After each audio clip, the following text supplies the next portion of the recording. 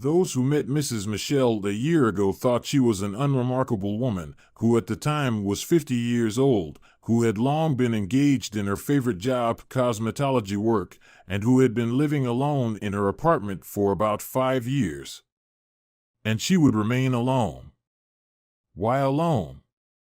Because her husband, with whom she had lived for 24 years, suddenly left her for a younger woman. Well, as always. But the demon somehow crept up to her husband early. This usually happens when a man is already over 50, and Gregory was 45. Michelle didn't even think it would affect her. After all, she had passed her midlife crisis, and how could she even think about it when there were practically no quarrels and disagreements in their family? Yes, they got married early, when they were both 21. Gregory was interning at some large production, and Michelle was studying to be a cosmetologist. A woman should always remain a woman, no matter what happens. She must always look good, 100%.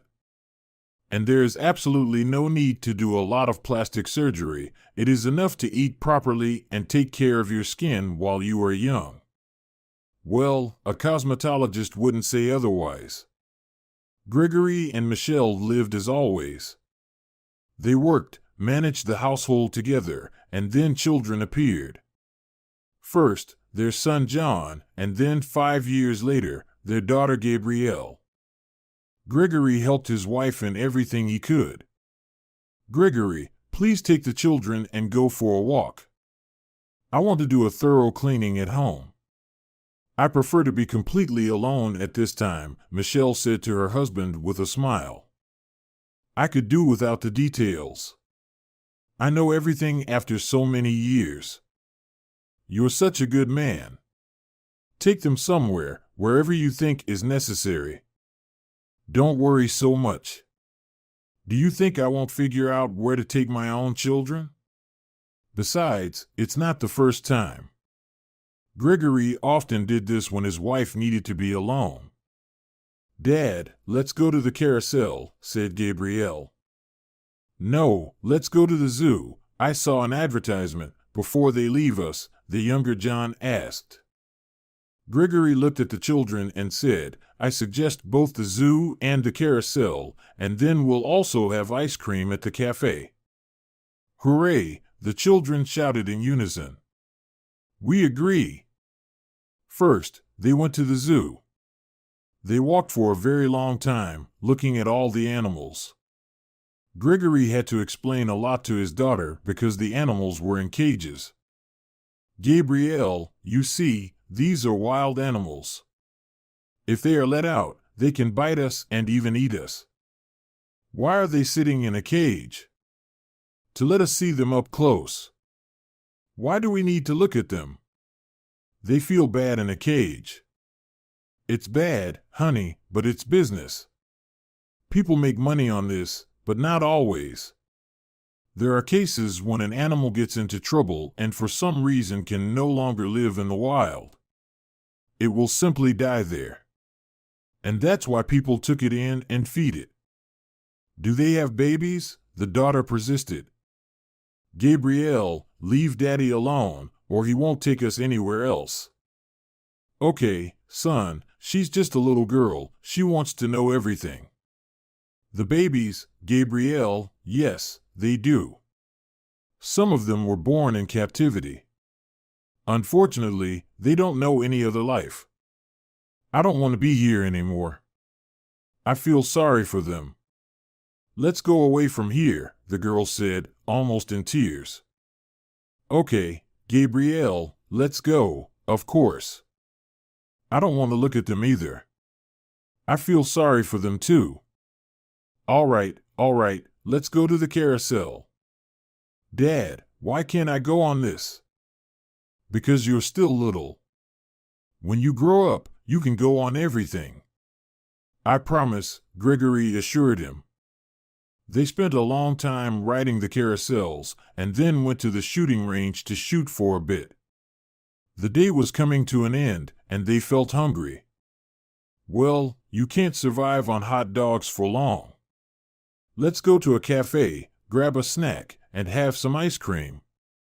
Then I'll take you for an evening stroll around the city. Mom probably already finished her errands. When they returned home, Gabrielle asked her mom, "Mommy, we left, and you probably needed help. How did you manage alone?" "You're my protector and helper. Don't worry, I'm not tired." Michelle and Gregory tried to raise their children as good people, instilling in them everything that was good in themselves. And the children fully met their parents' expectations, respected them, did well in school, and were independent. John, after finishing school, easily entered law school. After some time, Gabrielle, also graduating from high school, enrolled in a college of international relations. When the children finished their education, they landed prestigious jobs. They were now adults, and each had their own family. The news that Gregory had been cheating on her for a long time was like thunder from a clear sky. There were no signs. Her husband didn't suddenly start watching himself, didn't change his image, and his attitude towards his wife didn't change. Apparently, he was good at hiding it. Michelle had no suspicion at all. And she certainly didn't know how to react to the fact that her husband would soon no longer be her husband. That day, Michelle decided to take an impromptu day off and came home early. And as fate would have it, she caught her husband in bed with another woman. Not just a woman, but rather a girl, because she couldn't have been older than 22. To say that Michelle was shocked is an understatement. She was simply stunned by the sight of naked lovers and didn't know what to say. She felt neither anger nor tears, she only thought one thing. How did this even happen? Am I hallucinating? The girl understood everything without words and, gathering her things, quickly left the apartment. Gregory got dressed and gestured for his wife to sit on the bed. She was still in shock and sat down obediently. "I've wanted to tell you for a long time." "Well, of course. When you're caught red-handed, there's no point in denying it. Don't joke. This is the plain truth. I've wanted to leave you for a long time, I just couldn't find the right moment. Now I'm even glad it happened this way. You might think I'm not serious, but I've been with this girl for 3 years now." 3 years? And how old is she? 24. Yes, she's just a girl. And where did you meet her? What does it matter? I'm just curious, I should know who you traded me for. At work. She came to us for an internship, and I trained her. Oh, I see, a young girl admiring her teacher, and the teacher melting with self-importance. Gregory, you realize this isn't love at all. It's just stroking your ego that a young person admires you. Michelle tried to bring some final reasonable arguments. Michelle, don't act like a psychologist, you don't know her at all. She's not with me for money, she earns quite well herself. And don't think this girl doesn't have character. I pursued her for a long time before she answered me. And we truly love each other. Did she tell you that? And there's no need to talk here. Even the whole team is shocked because our guys, young and free, tried to woo her. And she chose me. Gregory, tell me, what's wrong with me? Do you need youth? Maybe I should get plastic surgery to be young again? Don't demean yourself. You were against plastic surgery yourself. Just accept the fact that your husband is leaving you. And overall, you're too good. You don't create scenes, you're not jealous, you're a good homemaker, you look great. You're a great conversationalist. But I don't need angels, Michelle. I need a down-to-earth woman with her pluses, minuses, and little flaws. That's it, I'm leaving. Quickly gathering his things, Gregory got dressed and left. Michelle just sat on her bed. Phrases uttered by her husband echoed in her mind. "I don't need angels, you're too good. I never knew that was a flaw. Sometimes, it's just impossible to understand some guys." How many of them always complained about being tired of their wives' constant nagging, that she cooks poorly, that they have nothing to talk about. And now it's all the opposite, and they're still dissatisfied. What did she need to be so he wouldn't leave? A bitch who doesn't think about anyone but herself? Apparently so. But nothing can be fixed now. A month later, the couple were supposed to get divorced. Everything happened relatively calmly, if not for pressure from both sides on Michelle from her senior relatives, her mother-in-law, and Michelle's own mother. They, like herself, were in shock and tried to persuade her not to divorce her husband. The mother-in-law quickly cooled down when Michelle explained everything and that it was a deliberate decision. But Mrs. Michelle's mother, Mrs. Rihanna, wouldn't give up. "Michelle, you understand that it's just stupid to divorce at this age." "At what age?" "I'm only 45. But you've been together for so long. Will you really allow him to trade you for some youngster?" "She's not really a youngster. She's already 24. And she knew perfectly well what she was doing when she got involved with a married man." "Exactly. And you've been together for so many years, and you even have children." "Mom, what children?" "They've been adults for a long time. They have their own families. Do you think they won't understand anything? And how will they judge their parents' choices? Thank God we raised them as decent people." "Well, you have to fight for your happiness." "What are you talking about, Mom? What happiness? You only need to fight for it when both people want it. What's the point of me fighting for someone who hasn't loved me for a long time?" "Well, they don't love you. But they love this youngster of theirs, huh? They'll meet, and then she'll dump him, and he'll come running back to you." "Mom, they've been together for 3 years already. If she hasn't dumped him by now, then she probably won't. So, if you don't know, then there's nothing to talk about. Let's finish this." The divorce process happened quickly. Property division was settled amicably. Neither of the spouses was left at a disadvantage. The new girlfriend of Gregory also came to court, but Michelle didn't want to show that she was hurt or upset. She wanted to leave with her head held high. And when the divorce was finalized, Michelle went out onto the porch, approached the newlyweds, and, looking directly into the eyes of the one who betrayed her, said with a smile, "Be happy, Gregory." She shook his hand and walked away. She got into her car and drove off. Amelia, Gregory's new girlfriend, watched her for a long time before saying, "You have a good wife." "Ex-wife, Amelia, ex." Gregory said with a smile and kissed his passion on the lips. And Michelle decided to go for a drive. There was an abandoned place in their town where they often held car races or just drove around when they felt down. Michelle didn't want to go back home, to the empty apartment where her beloved Gregory would no longer be. Why beloved? Because, despite everything, she still loved him. She drove around for about 2 hours, occasionally taking breaks to cry. Then she decided to distract herself a bit and went to the movies. And then she had lunch at a restaurant. But she couldn't forget her ex-husband. Almost every day, she watched him on social media as if she were invisible. She created a fake Instagram account and followed him there. A month after the divorce, she found out that her ex-husband had remarried.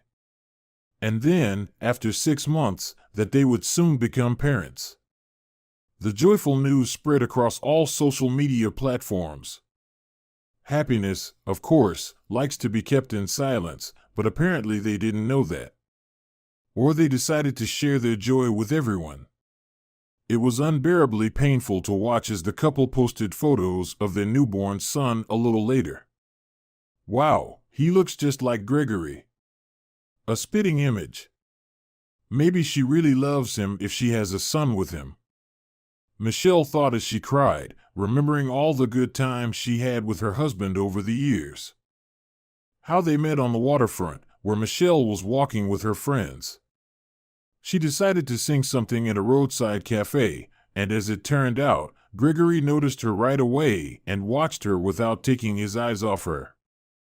She remembered how they got married, how they settled in a tiny apartment, how they bought their own home together, and then a second one.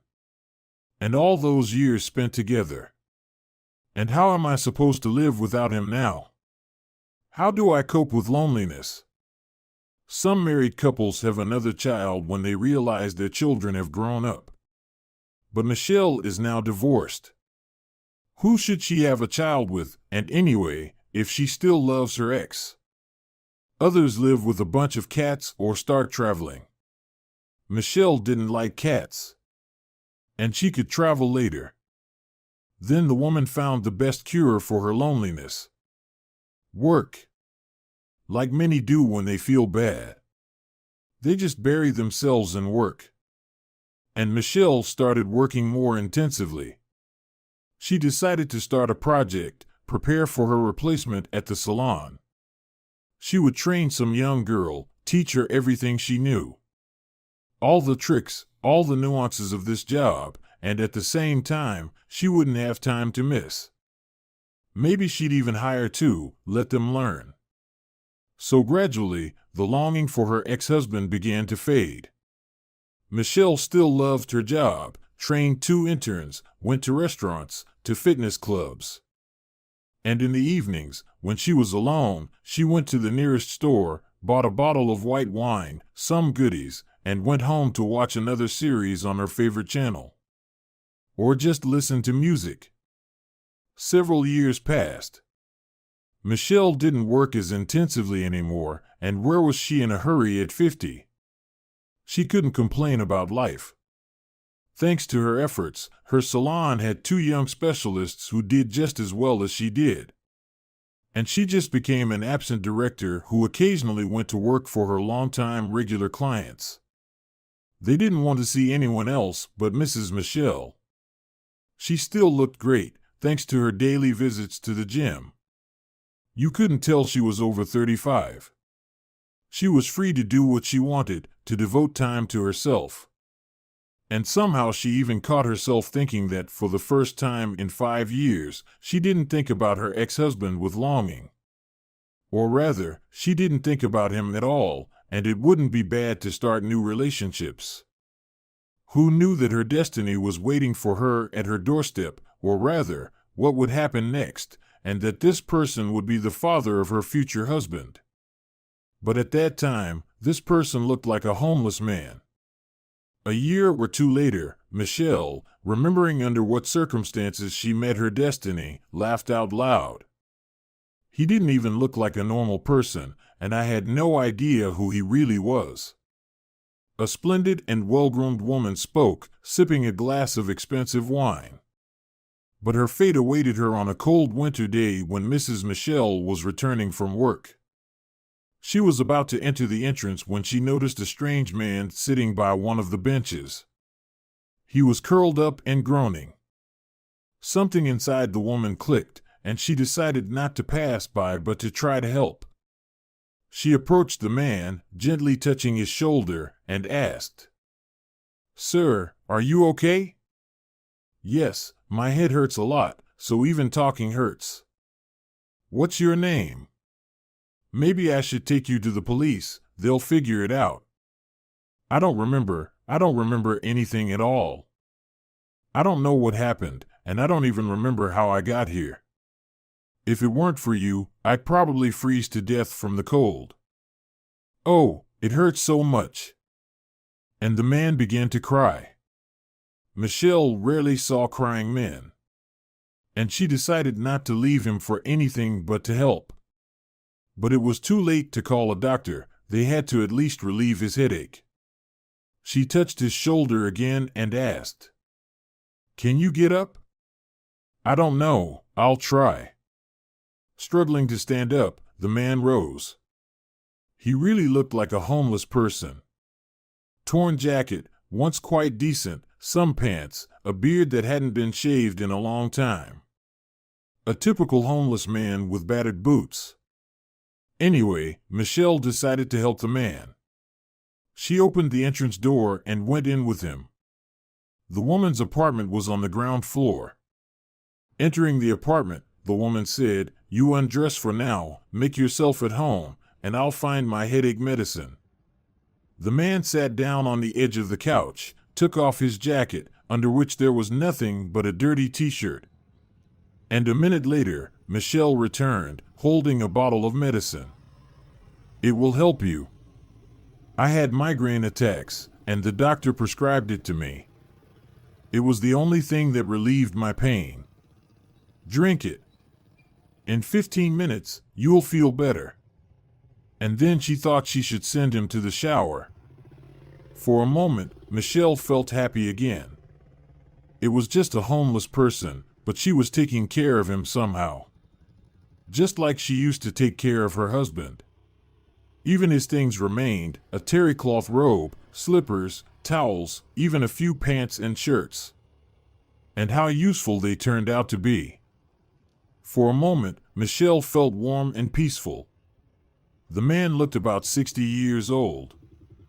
She was about to suggest that he take a shower when she saw that he had fallen asleep. Apparently, the medicine worked, and he felt better. Poor thing was exhausted. "Well, I'll get you back on your feet. Drink up, dear." And bringing a warm blanket, the woman covered the man and went to the kitchen. She needed to have a snack and then go to bed. The morning of the next day turned out to be unusually sunny. Michelle couldn't stand cold weather, including winter. What a pleasure at this time of year, huh? Well, except for New Year's, of course. Eternal ice, on which you slip, risking breaking your leg. A lot of snow you can't get through. Doggone cold that makes your feet freeze. No, she didn't need that kind of pleasure. It's much better to live in Brazil, watching Brazilian TV shows. Michelle always envied the heroines. That's what they have to complain about. They all have beautiful figures, eternal summer in the country, not even any snow. Even in winter, the temperature is warm, and they still complain. But this winter morning pleased her not only with relatively warm winter temperatures, but also with bright sunshine. Looking at the clear sky and the sun, which was blinding, Michelle suddenly thought that a bright streak was coming into her life. As it turned out later, she was not mistaken. By the time Michelle got up, the man had already woken up and looked awkward. No wonder, in a strange apartment with a woman he barely knew. Michelle approached the man and greeted him warmly. "Hello. How are you feeling now?" "Better already. Your medicine helped a lot. See how I fell asleep right away," the man chuckled. "You're already smiling, and that's good. But you need to clean up. Go take a shower and wash up. Here's a towel and a robe with slippers for you. Then we'll have breakfast." "Thank you, kind soul." The man thanked her and went to the bathroom. 30 minutes later, when he came out, the smell of freshly cooked scrambled eggs with mushrooms and bacon wafted from the kitchen.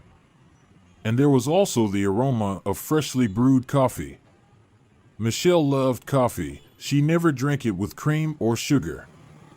She considered adding such things to such a divine drink sacrilege. Besides, strong coffee was an excellent remedy for headaches. The woman and her new acquaintance sat in the kitchen and had breakfast.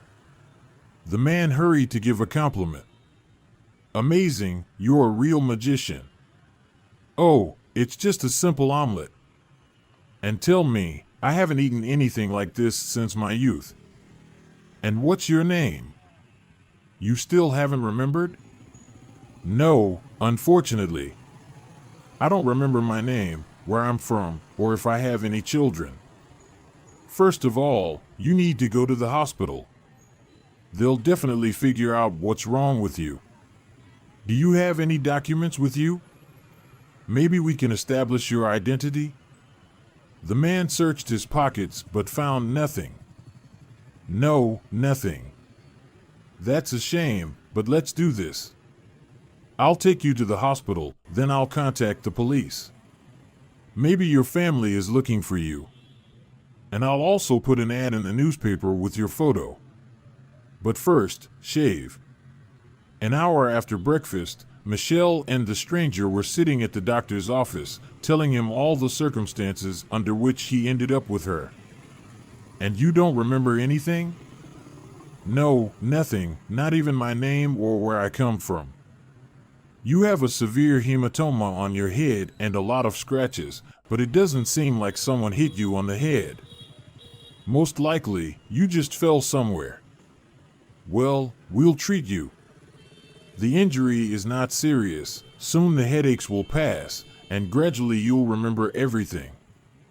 It's a pity, of course, that you don't have any documents. We'll have to register you by number. Maybe your relatives will find you over time. I'll do everything I can to help with that, Michelle intervened in the conversation. I'll put an ad in the newspaper and go to the police. I'm sure his family will show up right after that.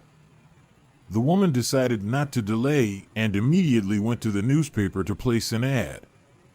The text was straightforward and simple. Late last night, I found this person near my entrance. His clothes were torn and dirty, although it was visible that they were once of good quality. The man hit his head seriously and remembered nothing about himself. At the moment, he is in the hospital. Please look at the photo. Maybe it's your close relative you've been looking for. I also contacted the police for their assistance. After placing the ad, she went to the police station. Approaching the window where the duty officer was sitting, she asked, "Could you help me?" "Yes, what happened?" "Last night I found a poorly dressed man. He looked like a homeless person, but it's clear that something happened to him. He lost his memory. I've put him in the hospital now. Maybe his relatives are looking for him. I have a photo." "Show me." Michelle turned on her smartphone and showed the photos of her new acquaintance. The duty officer looked, and then it dawned on him. But it's him.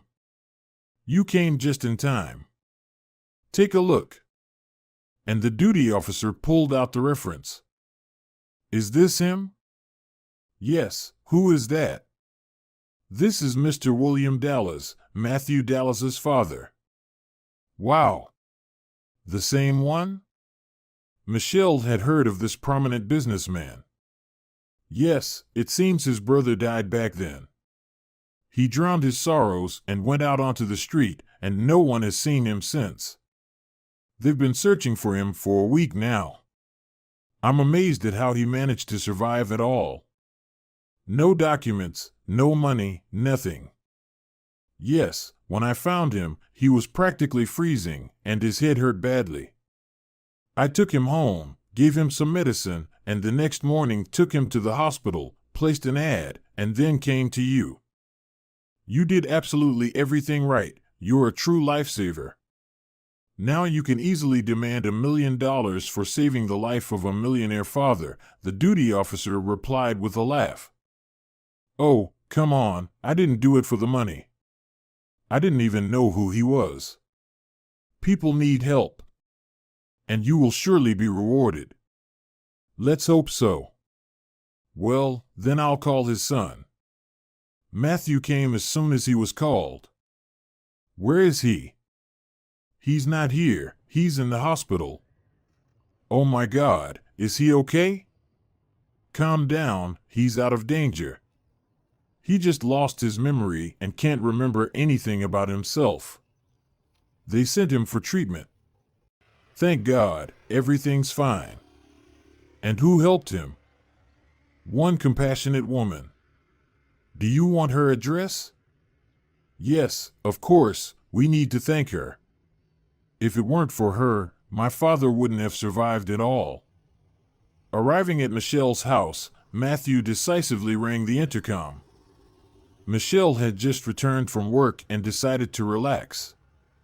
Throwing on a red silk robe, she was about to watch a movie and go to bed.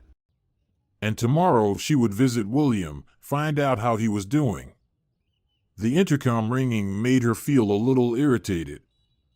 The woman thought discontentedly, "Lord, who's bothering me at this hour?" And she pressed the button. "Who is it?" Through the intercom, Michelle heard a pleasant velvety male voice.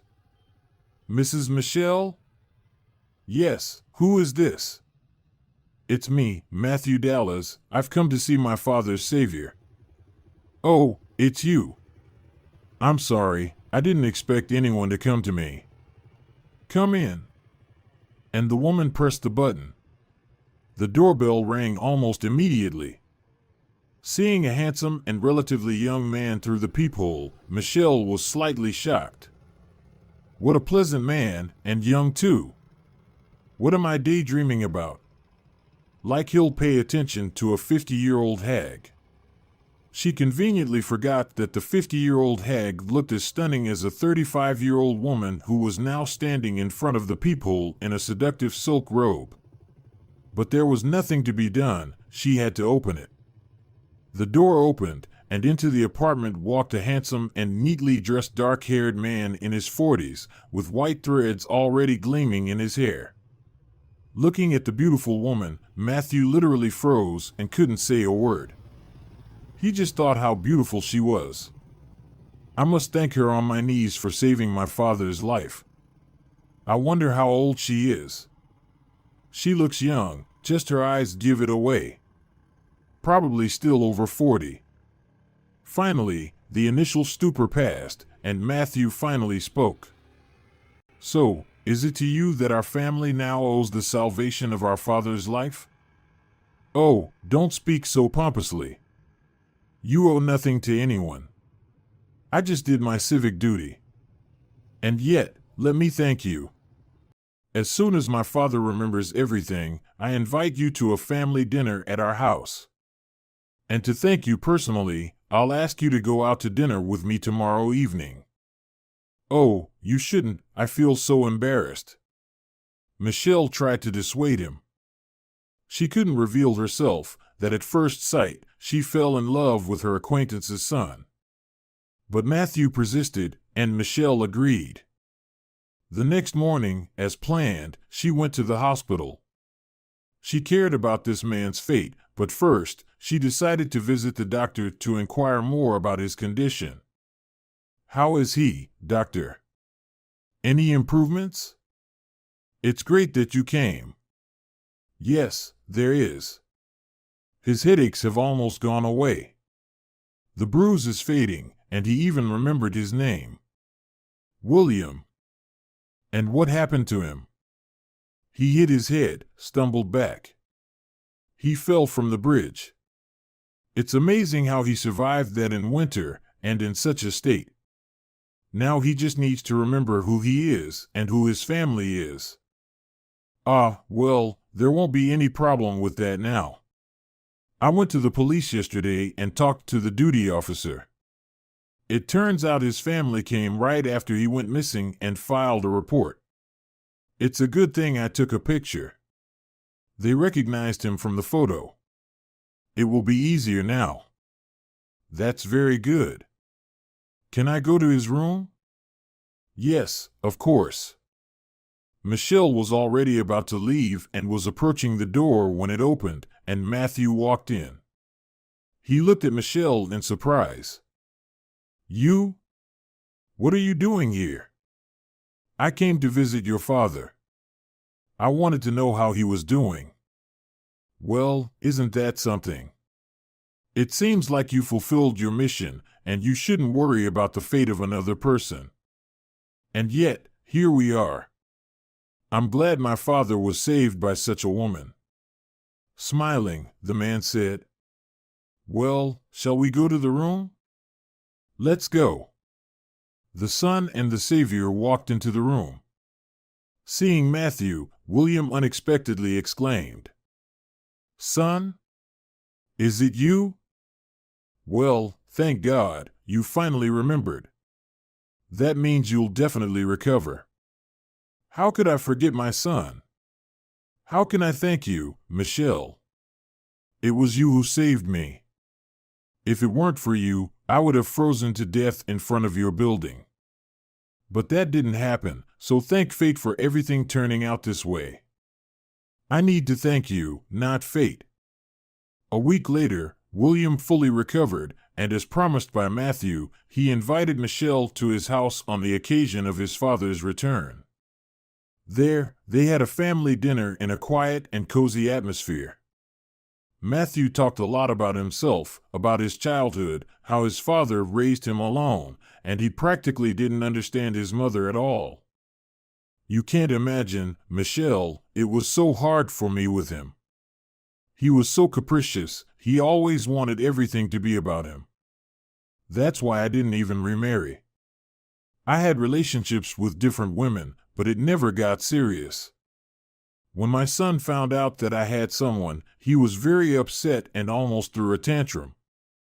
"Well, Dad, why does Michelle need to know about this? What did I say wrong? We're just having a nice conversation.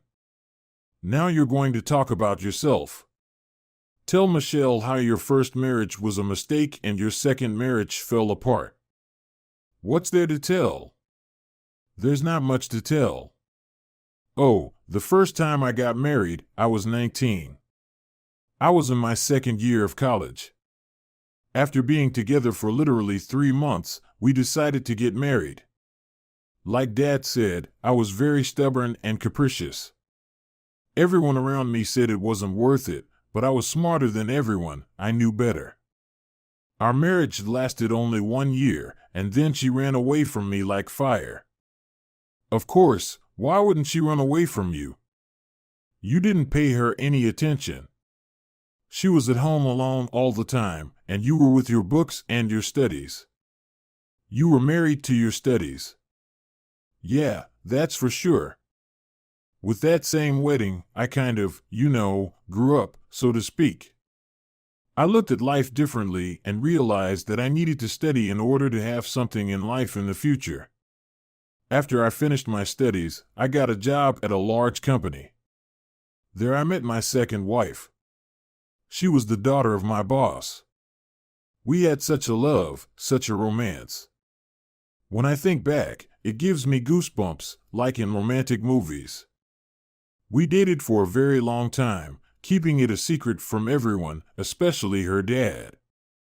He wanted to marry off his daughter to some rich guy, but you can't control the heart. She fell in love with me. At that time, I was just an ordinary office worker, but as they say, where there's a will, there's a way. Daddy found out, and there was a huge scandal. The daughter stood her ground and told him that if she didn't marry me, she would do something to herself. She's his one and only. He was very scared and threw us a lavish wedding. The wedding made headlines all over the city. All the wealthy people in town were invited. I was immediately promoted at work, and it worked out well for me. I gained experience, understood how to conduct business, and while living with her, I tried to start my own business. But I didn't quit my job, I played it safe. I have to give credit to my father. Thank you, Dad. I remember very well how you helped me at that time. Son, it's just my duty. You understand, I couldn't not help my son. Although I always believed that you would be a successful person. From childhood, you could easily win people over and manipulate situations to your advantage. So, with my second wife, I lived for only 2 years, and then I simply bored her. She wanted entertainment, going to clubs, vacationing by the sea, and I couldn't give her all of that. Firstly, I didn't have that much money, and secondly, I was fully focused on my business. At that time, I had already distanced myself from my father, and we lived together, you could say, independently. Of course, I suspect that her daddy gave her money for entertainment, and I supported our family only with my own money. I didn't take anything from my father-in-law. When she left me, my father-in-law was very upset. How could this happen? How dare she, and so on. But at that time, I also cooled off towards her and realized that it was just youthful infatuation. We got divorced quickly. Since we didn't have any children or joint property, I fully focused on my business and forgot about my personal life for several years. But why are we talking only about me, huh? Tell us about yourself, because we practically don't know anything about you. We only know that you live alone in an apartment, and you are a very good person, added Matthew's father. And if not for you, I'm 100% sure I wouldn't be sitting with you at this table right now. Thank you so much again. Later, Matthew and his father learned that Michelle worked as a cosmetologist, that she was divorced and had 2 adult children, and that she was 50 years old. But that didn't stop Matthew. Despite being 11 years younger than her, he fell in love with this woman at first sight. A month later, Matthew proposed to Michelle. She gladly accepted, as she had also grown attached to him during this time and, it seems, even fell in love. They had a lavish wedding, attended by relatives, numerous friends, and colleagues who looked enviously at the loving newlyweds. So she became not only happy and loved, but also wealthy. It's true what they say, life begins at 40. For Michelle, it began at 50.